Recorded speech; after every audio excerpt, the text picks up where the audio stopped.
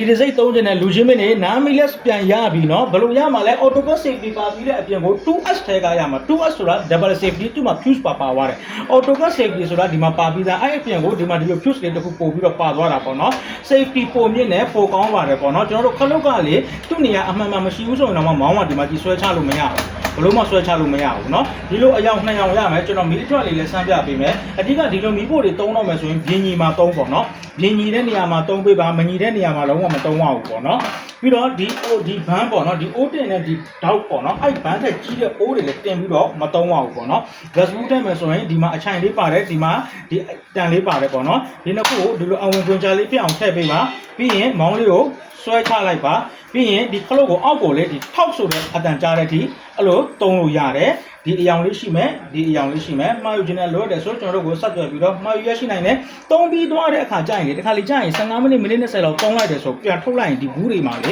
စိုးစည်းနဲ့ပေါ့နော်ချွေးစီလေးတွေနဲ့ဖြစ်နေမယ်အဲ့ဒါဘာမှစိုးရိမ်စရာမဟုတ်ပါဘူးခင်ဗျာတီရှူအားပြတဲ့အတွက်လည်း true back ပြည့်စုံတင်ရှိပါတယ်